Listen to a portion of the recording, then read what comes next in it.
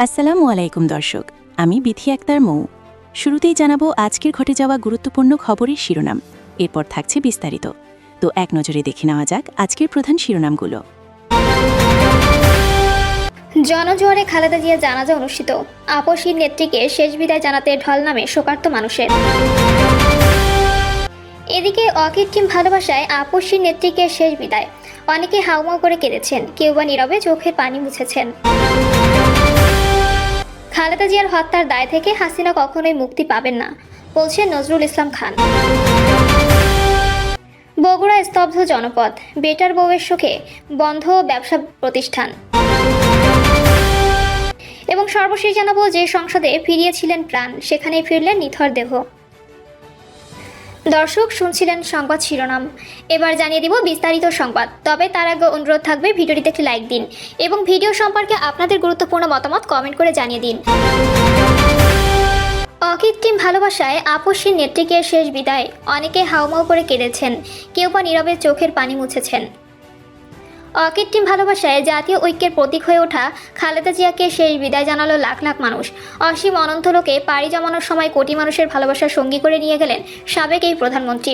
জানাজায় অংশ নেওয়া বহু মানুষ আবেগ আপ্লুত হয়ে পড়েন, অনেকে হাউমাউ করে কেঁদেছেন, কেউ বা নীরবে চোখের পানি মুছেছেন। শোক সাগরে ভাসিয়ে দিয়ে অনন্ত পথে যাত্রী হয়েছেন খালেদা জিয়া। রাজধানীর মানিক মিয়া অ্যাভিনিউয়ের আকাশ আজ ভারী হয়ে ওঠে। দলীয় নেতাকর্মী থেকে শুরু করে বিভিন্ন শ্রেণী পেশার মানুষ একজন খাঁটি দেশপ্রেমিককে চোখের পানিতে শেষ বিদায় জানিয়েছেন। প্রায় অর্ধ শতাব্দী ধরে বাংলাদেশের রাজনীতিকে সামনে থেকে নেতৃত্ব দেওয়া আপসীর এই নেত্রী চিরপ্রস্থানে শোকে মুহ্যমান পুরো জাতি। 41 বছর বিএনপি চেয়ারপারসনের দায়িত্ব পালনকালে বহুবার জেল জুলুমের শিকার হয়েছেন। দেশের স্বাধীনতা সার্বভৌমত্ব রক্ষায় ও গণতন্ত্রকে ফিরিয়ে আনতে তার চেয়ে বেশি পরীক্ষা আর কাউকে দিতে হয়নি। নিজের জীবনে ঝুঁকি নিয়েছেন, তবুও দেশ ছাড়েননি। সর্বংসহ এই মানুষটির শেষ জীবনটাও কেটেছে ফ্যাসিবাদী শাসনের অমানসিক নির্যাতনের জাতাকলে। শেষ জীবনে সঙ্গী করে নিয়ে গেলেন এদেশের মানুষের ভালোবাসা। সাবেক এই প্রধানমন্ত্রী জানাজায় লাখ লাখ মানুষের সমাগম হয়েছে। বেলা 3টার পরে মানিক মিয়া অ্যাভিনিউর পশ্চিম প্রান্তে খালেদা জিয়া জানাজা অনুষ্ঠিত হয়। জানাজা নামাজের ইমামতি করেন বায়তুল মোকাররম জাতীয় মসজিদের খতিব মাওলানা আব্দুল মালিক। জাতীয় সংসদ ভবনের ভেতরের মাঠ, বাইরের অংশ, মানিক মিয়া অ্যাভিনিউ ও আশপাশের এলাকা জুড়ে লাখ লাখ মানুষ জানাজায় অংশ নেন। নির্ধারিত স্থানে জায়গা না পেয়ে হাজার হাজার মানুষ বিভিন্ন সড়কে দাঁড়িয়ে জানাজার নামাজ আদায় করেন। জনজোয়ারে খালেদা জিয়ার জানাজা অনুষ্ঠিত, আপসীর নেত্রীকে শেষ বিদায় জানাতে ঢল নামে শোকার্ত মানুষের। 3 বারের সাবেক প্রধানমন্ত্রী ও বিএনপি চেয়ারপারসন খালেদা জিয়ার জানাজা অনুষ্ঠিত হয়েছে। বিকেল 3টা 3 মিনিটের দিকে জাতীয় সংসদ ভবনের দক্ষিণ প্লাজা তথা মানিক মিয়া অ্যাভিনিউয়ে লাখো মানুষের উপস্থিতিতে জানাজা অনুষ্ঠিত হয়। জানাজার ইমামতি করেন জাতীয় মসজিদ বায়তুল মোকাররমের খতিব মাওলানা আব্দুল মালিক। সাবেক এই প্রধানমন্ত্রী জানাজায় অংশ নেন প্রধান উপদেষ্টা ডক্টর মোহাম্মদ ইউনূস, সেনাবাহিনীর প্রধান জেনারেল ওয়াকারুজ্জামান সহ বিভিন্ন বাহিনীর প্রধান সহ সব রাজনৈতিক দলের শীর্ষ নেতারা উপস্থিত ছিলেন।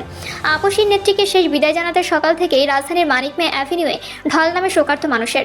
দেশের বিভিন্ন প্রান্ত থেকে বিএনপি ও অঙ্গ সহযোগী সংগঠনের নেতাকর্মীদের পাশাপাশি বিভিন্ন শ্রেণী পেশার লোকজনও ছুটে আসেন। দেশনেত্রীকে হারানোর বেদনা ফুটে উঠেছে তাদের চোখে মুখে।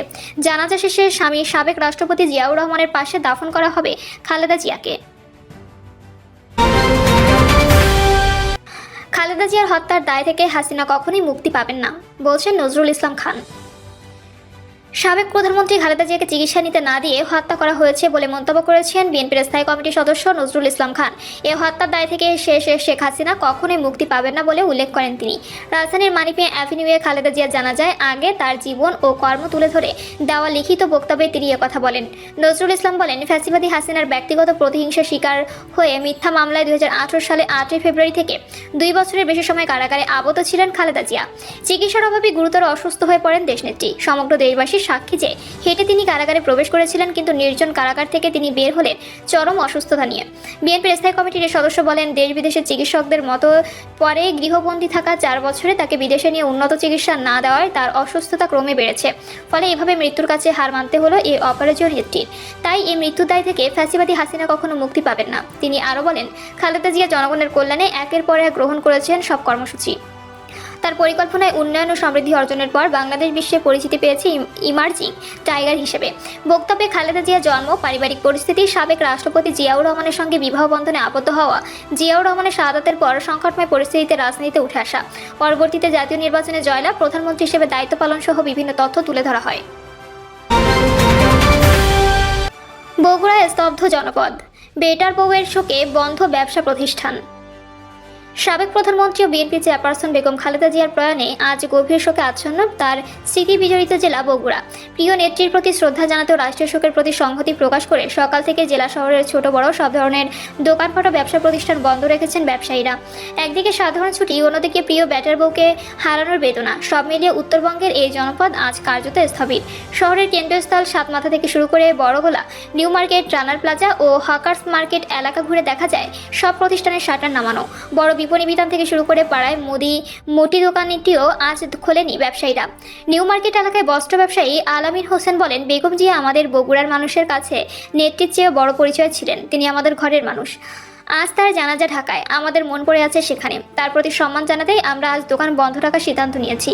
শহরের রানার প্লাজা এলাকায় ব্যবসায়ী আব্দুল কুদ্দুস বলেন, বগুড়া থেকে তিনি বারবার নির্বাচন করেছেন, আমরা তাকে ভোট দিয়েছি, তিনি আমাদের গর্ব ছিলেন। আজ এমন শোকের দিনে ব্যবসা করার মতো মানসিকতা নেই। বগুড়া জেলা বিএনপির কার্যালয় ও আশপাশের এলাকায় বিপুল সংখ্যক মানুষকে কালো ব্যাজ ধারণ করে জড়ো হতে দেখা যায়। হাজার হাজার নেতাকর্মী ও সাধারণ মানুষ এরই মধ্যে বাস ও মাইক্রোবাস রিজার্ভ করে ঢাকায় পৌঁছেছেন। তাদের লক্ষ্য জানাজায় অংশ নিয়ে প্রিয় নেত্রীকে শেষ বিদায় জানানো। জেলা বিএনপি সভাপতি রেজাউল করিম বাদশা জানান, বগুড়ার মানুষের সঙ্গে বেগম জিয়ার ছিল আত্মার সম্পর্ক। প্রিয় নেত্রী এখন চিরনিদ্রায় শায়িত হবেন তার স্বামীর পাশে। বগুড়া থেকে অগণিত মানুষ এই ঐতিহাসিক মুহূর্তের সাক্ষী হতে ঢাকায় আছেন। যে সংসদে ফিরিয়েছিলেন প্রাণ, সেখানেই ফিরলেন নিথর দেহ। শীতের কুয়াশা ভেজা সকালে চারদিকে পিনপতন নীরবতা, শুধু মানুষের ডুকরে কেঁদে ওঠার শব্দ। রাজধানীর মানিক মেয়ে অ্যাভিনিউ আর জাতীয় সংসদ ভবনের আঙিনা আজ আর কোনো রাজনৈতিক স্লোগানে মুখর নয়, বরং এক গভীর শূন্যতায় আচ্ছন্ন। মানুষের মুখে শোক আর নিস্তব্ধতার ছায়া। দেশের তিনবারের সাবেক প্রধানমন্ত্রী ও বিএনপি চেয়ারপারসন বেগম খালেদা জিয়াকে শেষ বিদায় জানাতে প্রস্তুত দেশবাসী। দুপুর 2টায় জাতীয় সংসদ ভবনের ভেতরের মাঠ, বাইরের অংশে এবং মানিক মেয়ে অ্যাভিনিউ জুড়ে অনুষ্ঠিত হবে তার জানাজা। এরপর রাষ্ট্রীয় মর্যাদায় তাকে সমাহিত করা হবে শহীদ রাষ্ট্রপতি জিয়াউর রহমানের কবরের পাশে। যে সংসদীয় শাসন ব্যবস্থা পুনঃপ্রবর্তনের জন্য বেগম খালেদা জিয়া রাজপথ কাঁপিয়েছিলেন, দীর্ঘ লড়াই শেষে 1991 সাল দেশের শাসনভার সংসদীয় পদ্ধতিতে ফিরে এসেছিলেন। আজই সেই সংসদ ভবনের দক্ষিণ প্লাজাতেই তিনি ফিরলেন, তবে একেবারেই অন্যভাবে। পতাকায় মোড়ানো এক হিমশীতল ফ্রিজার ভ্যানে নিথর দেহে। 90-এর স্বৈরাচার বিরোধী আন্দোলনে আপসী নেতৃত্ব দিয়ে যে গণতন্ত্রের ভিত্তি তিনি গড়েছিলেন, আজ সেই গণতন্ত্রের কেন্দ্রবিন্দু সংসদ ভবনেই তার শেষ বিদায়ের সুর বাজছে। 1991 সালে দেশের প্রথম নারী প্রধানমন্ত্রী হিসেবে এই সংসদ ভবনেই খালেদা জিয়া শপথ নিয়েছিলেন সংসদীয় গণতন্ত্রের পতাকা ওড়াতে। আজ কয়েক দশক পর সেই পতাকা তলে শেষবারের মতো চিরবিদায় নিতে এলেন তিনি। সংসদ ভবনের পাথুরে দেয়ালগুলো যেন আজ সাক্ষী হয়ে আছে এক মহিষী নারীর উত্থান, সংগ্রাম এবং এই বিষাদময় প্রস্থানের। সকাল থেকেই মানিক মেয়ে অ্যাভিনিউ জনসমুদ্রে পরিণত হয়েছে। দূর দূরান্ত থেকে মানুষ এসেছে তাদের প্রিয় নেত্রীকে এক নজর দেখতে। কেউ হেঁটে, কেউ মেট্রো রেলে, কেউ বা সে সম্বলটুকু খরচ করে ঢাকায় এসেছেন শুধুমাত্র জানাজায় শরিক হতে। চট্টগ্রামের এক প্রবীণ কর্মীর ভাষ্য, এই সংসদ ভবন আমাদের নেত্রীর ত্যাগের ফসল। আজ তিনি এখানে ফিরলেন, কিন্তু আমাদের আর কিছু বলার সুযোগ দিলেন না। সেনাবাহিনীর তৈরি হিউম্যান চেইনের ভেতর দিয়ে যখন তার মরদেহবাহী গাড়িটি ধীরে ধীরে এগোচ্ছিল, তখন দুই ধারের মানুষের চোখে ছিল বাঁধভাঙা পানি। জাতীয় পতাকায় মোড়ানো কফিনটি মনে করিয়ে দিচ্ছিল তিনি শুধু একটি দলের নেত্রী ছিলেন না, ছিলেন এই রাষ্ট্রের অবিচ্ছেদ্য অংশ। এই ছিল এখনকার গুরুত্বপূর্ণ খবর। ভিডিওটি ভালো লাগলে লাইক দিন, শেয়ার করুন এবং সাবস্ক্রাইব করতে ভুলবেন না। পরবর্তী আপডেটে আবার দেখা হবে। ততক্ষণ পর্যন্ত ভালো থাকুন।